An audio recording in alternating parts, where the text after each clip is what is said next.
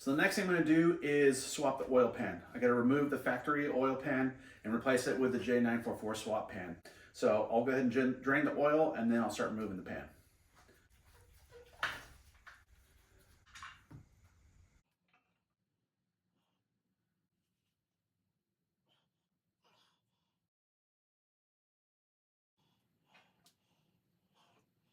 All right. Before I remove the pan, I wanted to show what the difference is in the swap kit pan and the factory.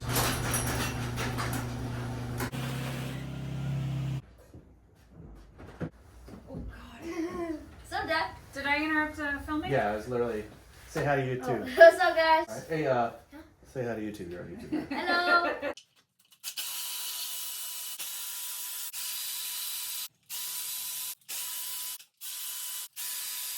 Oh, there's little pry areas. Isn't that nice? There we go. All right. So we'll be changing this factory pan out with the pan included in the J944 Swap kit, which will change it from being a front sump pickup to a rear sump pickup to be able to bolt into the 944 on the factory crossmember without having to cut it or modify it or anything like that. As you can see, it is now changing this from a front sump to a rear sump. It is very shallow on what will be the front of the motor, and a nice deep sump area on the back. Since this kit was developed by a road racer, he thought to include a nice trap door around the oil sump pickup location. It has two side baffles as well as one from front to back here, and a new oil pickup included to make sure that there's no oil starvation issues. Got the pan off now, and you can see the oil pickup here. Again, this will be changed to a rear pickup with the got the pan off now, and you can see the oil pickup as well as the windage tray. First thing we're going to do is remove the oil pickup. We'll be replacing it with this new oil pickup that comes with the J944 Swap kit. It obviously changes it from being a front pickup to a rear. Again, this is for crossmember clearance. And while we have the pickup off, we'll also be taking out this windage tray and making a couple small modifications to it for clearance issues as well.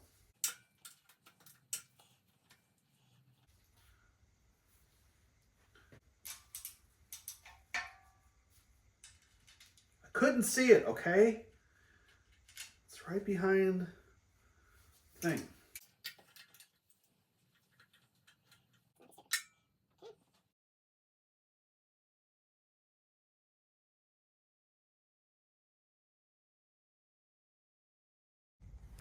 Before I go ahead and remove the factory baffle, no, it's not a baffle.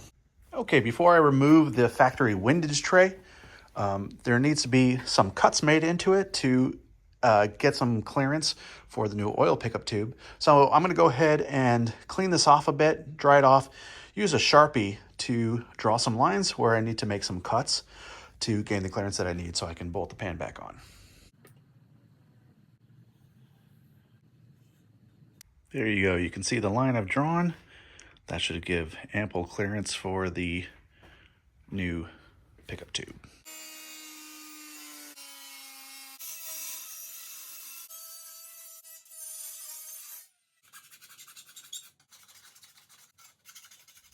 Here's our modification to the original windage tray. I made some clearance here, and it's ready to be reinstalled. I've already put the new O-ring on the oil pickup, so I can go ahead and reinstall this.